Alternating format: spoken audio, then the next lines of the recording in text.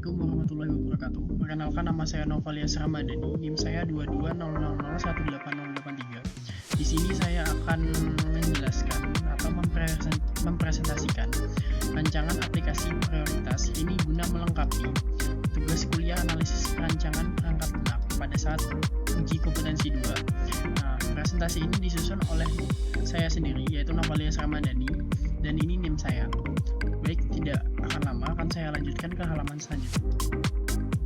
Nah, apa sih aplikasi prioritas itu?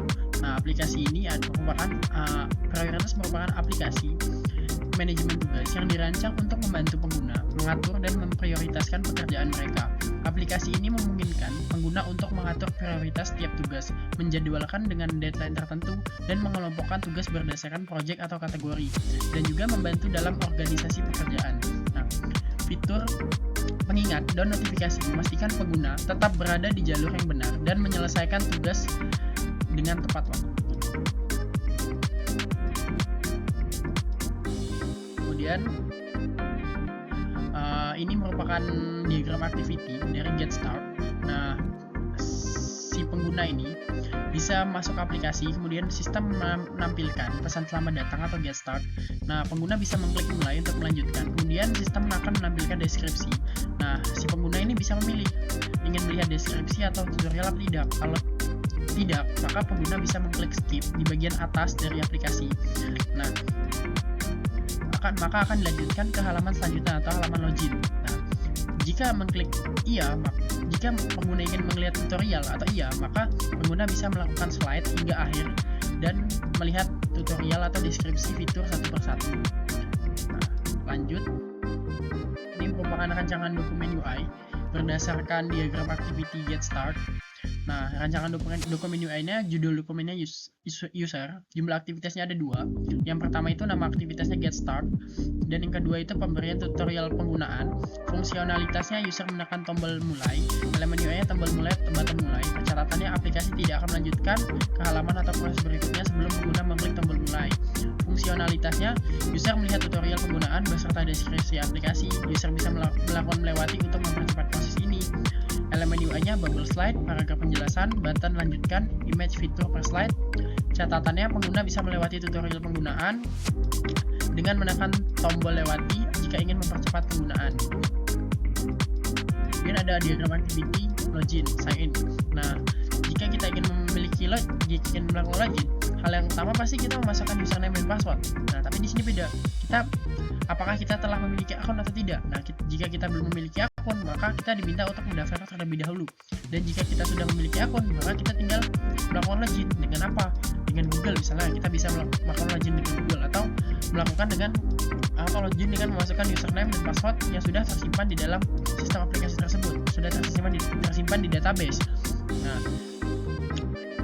ketika kita belum memiliki akun, otomatis kita melakukan daftar akun, sign up. Nah, otomatis kita membuat username dan password, kemudian memasukkan email, dan kita memilih status kita sebagai apa, pekerja, pelajar, atau masyarakat umum. Dan jika oke, maka sistem akan memverifikasi. Nah, jika diterima, maka sistem akan menyimpan ke dalam database. Nah, kemudian pengguna melakukan login dengan memasukkan username dan password yang telah dibuatnya tadi. Dan sistem memverifikasi cocok atau tidak. Kalau cocok, maka akan dilanjutkan ke halaman selanjutnya, yaitu halaman utama atau halaman dashboard dari aplikasi ini. Dan jika tidak, maka akan diminta untuk melakukan login kembali. Ini untuk rancangan dokumen UI-nya, judul dokumennya ada user, judul dokumennya user, jumlah aktivitasnya 2. Jumlah aktivitas yang perlu interaksinya 2 karena bergantung pada jumlah aktivitas. Nama aktivitasnya yang pertama login, yang kedua sync register. Fungsionalitasnya user memasukkan username, user masuk dengan akun Google, user submit dengan menekan tombol masuk. Elemen UI-nya form text field, username dan password, button masuk, button login dengan Google. Catatannya passwordnya pasti disembunyikan. Kemudian nama aktivitasnya sign up atau register. User memasukkan nama depan dan nama belakang, user memasukkan email dan password, user memilih status, user submit dengan menekan tombol masuk. Elemen UI-nya from text field nama depan, nama belakang, username, email, password, kemudian button masuk, button untuk memilih status drop down sebagai apa, pelajar, kerja, atau masyarakat umum. Catatannya password pasti disembunyikan atau high tech. Ini untuk lupa kata sandi. Nah, Nah, kalau lupa kata sandi gimana? User ini bisa masuk ke halaman lupa kata sandi, kemudian sistem bakal menampilkan halaman, si user bakal memasukkan alamat email yang telah terdaftar, kemudian sistem akan memverifikasi alamat emailnya terdaftar atau tidak. Kemudian kalau terdaftar maka kemudian mengirimkan kode OTP kepada user tadi ke alamat email tersebut. Nah, si user memasukkan kode OTP yang telah dikirimkan oleh sistem tadi. Nah, ketika user memasukkan kode OTP, diperiksa oleh sistem benar tidak kode yang diberikan tadi. Nah, jika oke, maka si sistem bakal menampilkan halaman untuk membuat kata sandi baru. Nah, user memasukkanlah kata sandi yang baru apa. Dan ketika user sudah memasukkan kata sandi baru, akan dikonfirmasi oleh sistem dan disimpan ke dalam database. Nah, jika oke, maka sistem akan menampilkan kata sandi berhasil. Nah, bagaimana dia akan melakukan login lagi? Ya udah, berarti si user memasukkan kata sandi yang telah dibuatnya tadi yang baru. Oke, itu untuk diagram activity kata sandi. Nah, ini untuk rancangan dokumen UI-nya bagaimana? Judul dokumen user, jumlah aktivitasnya 2, jumlah aktivitas yang perlu interaksi UI-nya ada 2, nama aktivitasnya apa, lupa kata sandi, fungsionalitasnya bagaimana? User memasukkan email yang telah terdaftar pada saat pendaftaran, user submit dengan tombol konfirmasi email, user memasukkan kode verifikasi yang telah dikirimkan ke email berupa kode OTP tadi, kemudian user submit dengan menekan tombol konfirmasi kode. Elemen UI-nya apa?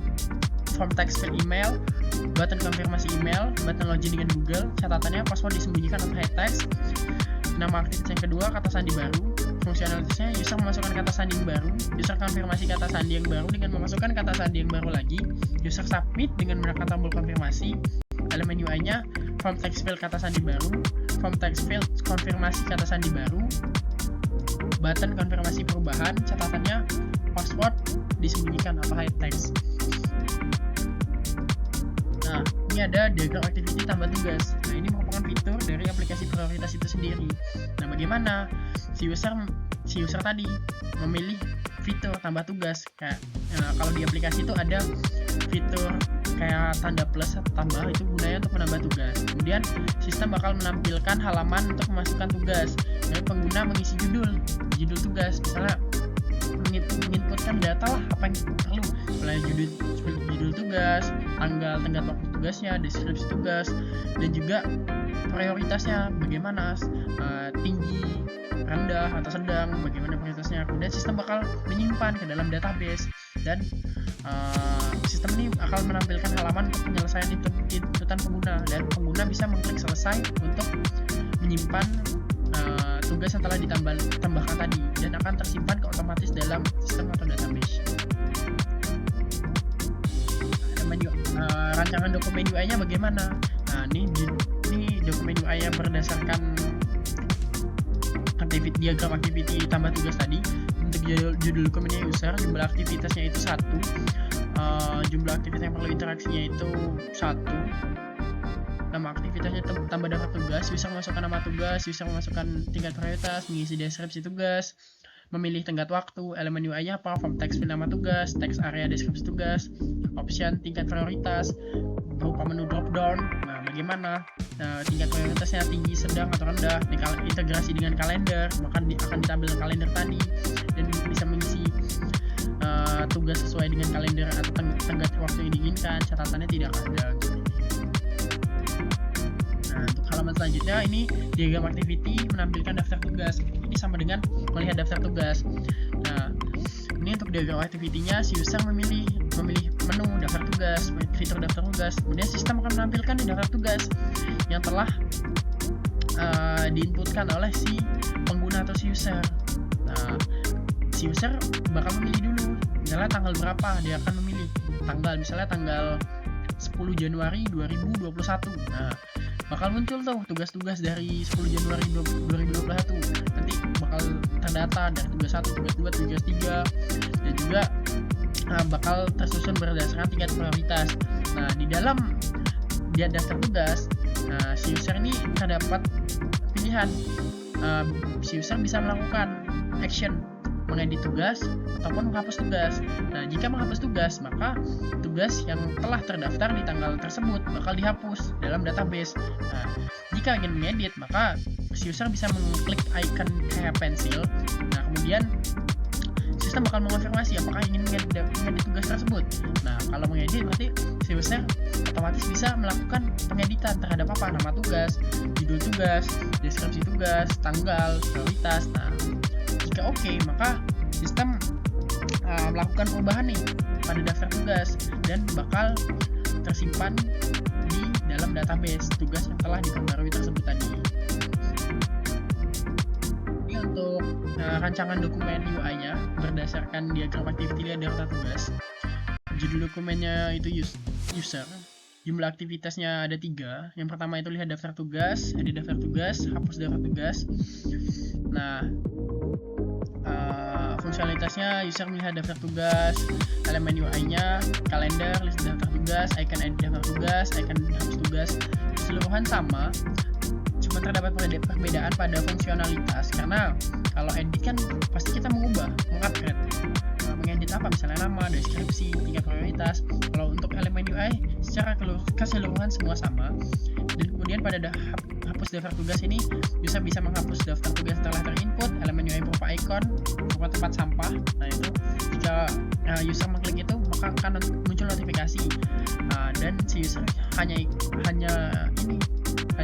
dengan memberikan persetujuan bahwa tugas tersebut mau dihapus atau tidak. Kalau dihapus maka akan terhapus dalam database dan tugas tersebut tidak akan dimunculkan lagi. Ini untuk statistik ini kita bisa customer itu memilih fitur yang namanya statistik. Kemudian sistem akan menampilkan statistik tugas berupa grafik atau diagram. Nah, itu ditampilkan. Kemudian rancangan dokumen UI-nya berdasarkan diagram activity statistik. Itu judul dokumennya user, jumlah aktivitasnya 1, jumlah aktivitas yang perlu interaksi UI-nya 1, nama aktivitasnya lihat statistik tugas. Fungsionalitasnya user dapat melihat statistik daftar tugas, user dapat melihat statistik dari harian, mingguan ataupun bulanan. Kemudian elemen UI-nya button untuk melihat statistik dari harian, bulanan berupa drop down. Kemudian grafik garis dan diagram lingkaran untuk fitur statistik tadi. Ini diagram activity profile, ini terakhir pada diagram activity. Nah, diagram activity ini alur kerja dari menu profile ini. Nah, di menu profile ini bisa ngapain aja sih? Nah, di menu profile ini user ini bisa melakukan edit profil pengguna, mengedit notifikasi ataupun keluar dari akun logout. Nah, jadi pada menu profile ini, di sini si user ini dapat melakukan edit nama pengguna, edit avatar ataupun edit bio.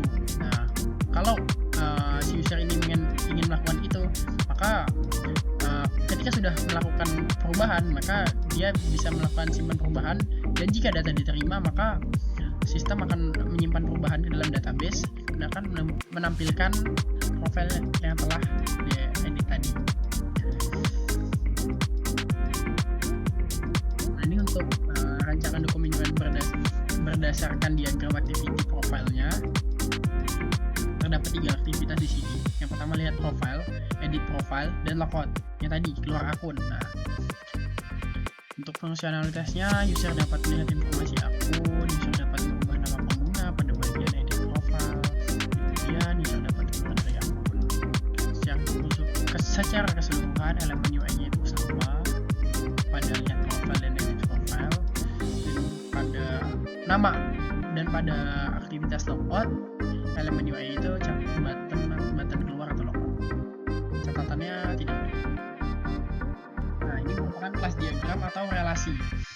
Nah, apa sih kelas diagram dan relasi itu? Nah, kelas diagram adalah salah satu jenis diagram dalam UML yang digunakan untuk memodelkan struktur statis dari sebuah sistem atau aplikasi. Diagram ini menggambarkan kelas-kelas yang ada dalam sistem beserta hubungan di antara mereka. Nah, relasi itu apa? Relasi dalam kelas diagram menggambarkan hubungan atau keterkaitan antara berbagai kelas dalam sistem. Relasi ini menunjukkan bagaimana kelas-kelas tersebut berinteraksi atau saling terkait satu sama lain. Nah, di sini terdapat 6 kelas yang dipakai dalam aplikasi ini. Yang pertama ini user, tugas, jadwal, notifikasi, statistik, dan status tugas. Nah, Ini user ini terdapat atributnya ID, email, username, password, metodenya login, register, edit profile, menerima notifikasi, tugas itu ID tugas, nama tugas, prioritas, jadwal itu ID tugas, jadi jadwal, tanggal tugas. Nah, itu pun metodenya bisa dilihat di bawah sini. Nah, kemudian untuk relasinya bagaimana? Untuk relasinya itu pertama dari user ke tugas. Relasinya dinamakan apa? Kok bisa begini? Ada satu titik bintang ini apa itu? Nah, jadi ini akan saya jelaskan. Nah, dari user ke tugas itu dinamakan asosiasi satu arah. Artinya apa?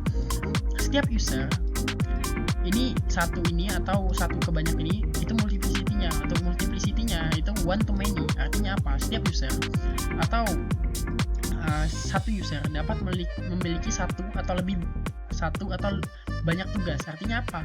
Satu atau banyak tugas bisa dimiliki oleh seorang user saja, dan tidak mungkin satu user itu memiliki satu tugas saja. Pasti bisa satu lebih atau banyak, tapi punya kemungkinan kalau satu user hanya memiliki satu tugas saja gitu. Kemudian dari tugas ke jadwal. Nah, ini merupakan dependensi, artinya tidak akan ada jadwal jika tidak ada tugas gitu. Jadi kelas jadwal ini sangat bergantung pada tugas. Nah, hubungannya apa? Many to many. Nah, ini dependensi kan. Nah, dari tugas ke jadwal. Nah, tugas jadwal misalnya apa? Nah, banyaknya tugas dapat dimiliki oleh banyak jadwal. Artinya apa? Banyak jadwal berarti bisa juga dimiliki oleh banyak tugasnya ini juga. Jadi setiap tugas atau banyak tugasnya ini tadi memiliki satu atau banyak jadwal. Sama, banyak jadwal atau satu jadwal dimiliki oleh banyak tugas tersebut tadi. Kemudian dari user ke notifikasi. Nah, user notifikasi ini sebenarnya ini panahnya kebalik. Dari ini juga asosiasi satu arah. Hubungannya juga one to many. Jadi setiap user atau satu user memiliki satu atau banyak notifikasi dari tugas tersebut tadi. Kan otomatis kan tidak mungkin user ini memiliki satu tugas saja, atau bisa jadi satu tugas saja. Nah, makanya oleh karena itu setiap notifikasi ini sangat bergantung kepada tugas ini. Misalnya satu tugas satu notifikasi, ya udah berarti banyak tugas banyak notifikasi gitu tadi. Kemudian dari tugas ke status dan statistik. Nah, ini merupakan relasi komposisi. Artinya tidak akan ada status tugas dan tidak akan ada statistik tugas tanpa adanya tugas ini tadi.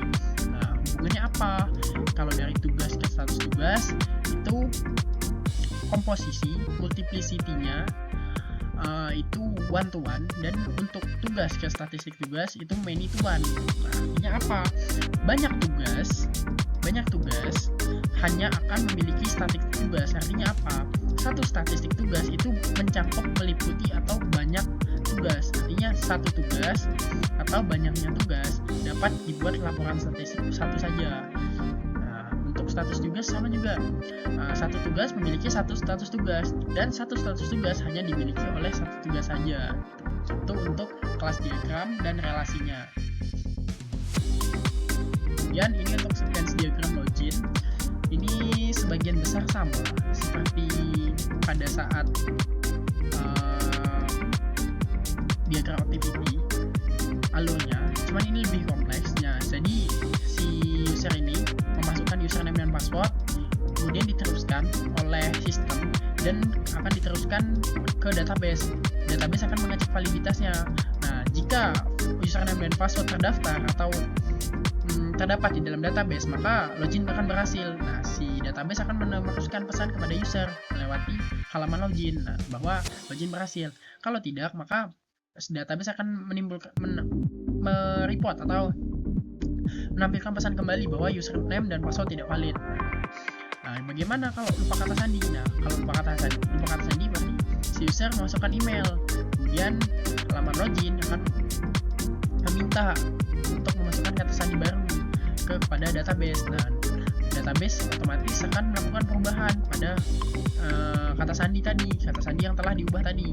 Nah, akan disimpan dan akan diperbarui. Nah, kemudian akan menampilkan pesan balik rekursif atau bahwa kata sandi itu telah berhasil diubah dan akan diteruskan kepada user. Itu untuk sequence diagram login. Untuk daftar akun bagaimana? Nah, si user ini memasukkan data pendaftaran akun, memasukkan data user, verifikasi data user berhasil disimpan. Database ini mengonfirmasi kalau data user berhasil disimpan, akun berhasil dibuat, dan akan diteruskan kepada si user tadi. Nah, ini untuk sequence diagram tambah tugas. Nah, sama alurnya seperti activity diagram. Nah, si user memasukkanlah apa? Judul tugas, nama tugas, deskripsi tugas, hingga prioritas di pada halaman daftar tugas. Kemudian akan diverifikasi, dan kemudian data tugas akan ditambahkan ke dalam database. Kalau database berhasil ditambah, maka akan menampilkan pesan balik kursif. Terus menampilkan pesan nih diteruskan kepada user bahwa si user ini berhasil menambahkan tugas tadi. Ini untuk lihat daftar tugas, simple. Si user masuk ke menu lihat daftar tugas, kemudian si halaman daftar tugas ini akan mengambil data dari database, kemudian database validasi permintaan, kemudian si database akan memberikan data daftar tugas kepada halaman daftar tugas, dan halaman daftar tugas akan menampilkan daftar tugas tadi kepada user.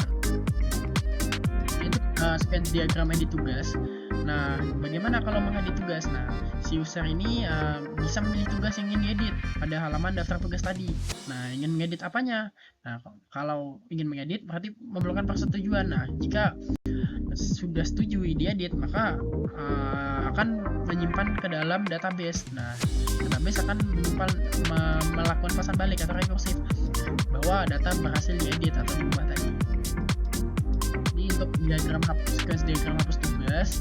Maka si user memilih tugas pada halaman lihat daftar tugas tadi, kemudian bisa mengklik icon tong sampah atau tempat sampah, kemudian verifikasi kalau data tugas yang mau dihapus ini apa, kemudian mengambil dalam database ini akan melakukanlah perubahan bahwa data yang ingin dihapus itu tadi, maka si database akan menampilkan pesan bahwa data berhasil dihapus.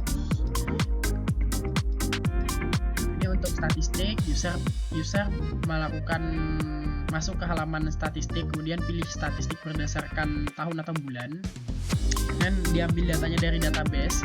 Kemudian database menampilkan statistik tugas dan akan diteruskan ke halaman statistik, dan halaman statistik akan menampilkan statistik tugas tersebut.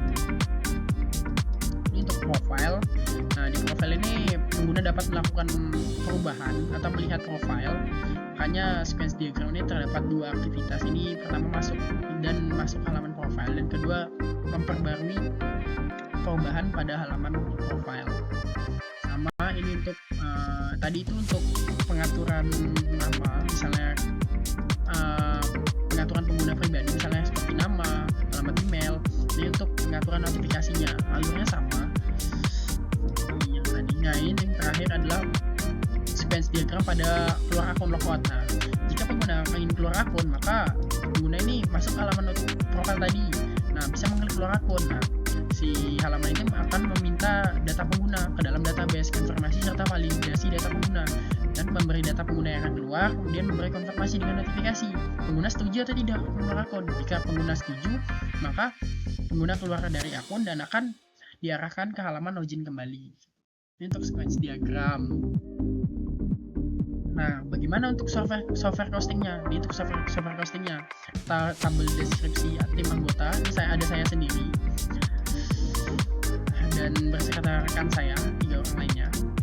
Kemudian ini untuk tabel aktor summary. Karena sistem yang kami buat itu berupa API atau graphical user interface, ada GUI-nya yang berinteraksi langsung dengan pengguna, maka kami memakai kompleks aktor summary-nya. Untuk number of aktornya itu ada 2, karena aktor dan sistem. Di sini dituliskan 2 harusnya, karena user dan sistem. Itu untuk tabel aktor. Nah, untuk tabel UCP-nya bagaimana? Nah, tabel UCP-nya dilihat berdasarkan sequence diagram tadi. Banyaknya pesan balik, report, ada berapa aktivitasnya. Nah, di sini simple. Kenapa simple? Karena hanya terdapat sampai 3 transaksi saja, tidak melebihi dari 3 transaksi. Makanya dipakai simple. Nah, multiplier-nya ini nilainya ini 5, 10, 15. Number of aktornya ada 2, number of use case-nya itu ada 20.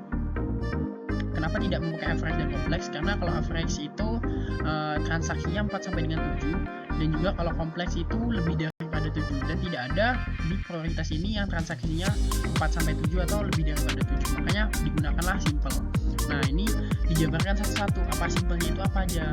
Multipliernya misalnya use case name-nya apa, get start, kemudian login, verifikasi error, tambah daftar tugas, edit daftar tugas, hapus tugas. Nah, begitulah secara detail. Nah, ini pada tabel TCF-nya, tabel perhitungannya bagaimana. Nah, pada tabel ini langsung berhubungan dengan sistem. Nah, misalnya distribute system required. Nah, ini kita bisa isi dengan rentang nilai 0 sampai dengan 5. Nah, di sini saya mengisi 1. Nah, response time is important. Bagaimana respon sistemnya? Kemudian saya isi dengan 3, end user efficiency-nya 3, kompleksnya bagaimana? Apakah kompleks atau tidak? 2. Saya isi dengan 2. Reusable-nya, kemudahannya bagaimana? 2. Installation ease-nya 1, usability-nya 2, cross platform support-nya 1, easy to change-nya 1, high current-nya 1, custom security-nya 1, dependence on third party code 1, user training-nya 0. Nah, ini dengan nilai akhir 0,795 untuk tabel TCF. Kemudian tabel EF bagaimana? Ini lebih ke si programmernya, si pengembangnya bagaimana. Misalnya pengembangnya familiar dengan project tersebut, maka semakin tinggi nilainya, semakin familiar, maka semakin tinggi nilainya. Sama diisi dengan rentang 0 sampai 5. Maka di sini saya isi dengan 3. Aplikasi experience-nya bagaimana? Pengalamannya 3 saya isi. Nah, pengalaman di aplikasi tersebut bagaimana? Pengembangnya diisi dengan nilai 3. Pemrograman berorientasi dengan objeknya bagaimana? Kalau semakin tinggi nilainya semakin baik, maka 3. Kemudian lead analysis capability-nya 3, motivasinya bagaimana membangun sistem ini. Kemudian stable requirements-nya 2, part-time staff-nya, bahasa pemrograman yang digunakan, tingkat kesusahannya berapa gitu. Mendapatkan nilai akhir 0,875. Nah, ini untuk tabel final kalkulasinya. Nah, bagaimana ini? Nah, untuk tabel final kalkulasi, nah ini digabungkan hasil dari perhitungan TCF, EF, UCP, AW. Bagaimana? Ini dapatkan tadi 0,795, 0,875 dijumlahkan dan mendapatkan hasil sebanyak cost of effort-nya 733 jam. Bahwa untuk membangun sistem ini kita diperlukan waktu sekitar 737 jam untuk membangun sistem ini. Nah, aktornya tadi berapa gitu. Kemudian use case-nya, use case points-nya, hours of effort per use case-nya 10. Nah, jadi di sini dapat dikalkulasikan work time per day per hour-nya, misalnya 5 jam per hari. Nah, yaudah estimate day untuk menyelesaikan ini sekitar 147 hari. Nah, kemudian untuk total biayanya misalnya berapa? Misalnya ini per use case point. Nah, jadi itu dihitung 50.000. Nah, misalnya untuk kalkulasinya dikalikan misalnya berapa? Jadi mendapatkan jumlah sekitar 3.686.812 rupiah. Mungkin itu untuk perhitungan software costing dan estimation. Dan kita telah sampai pada slide terakhir. Mungkin itu saja penjelasan dari saya. Terlebih dan terkurang saya memohon maaf.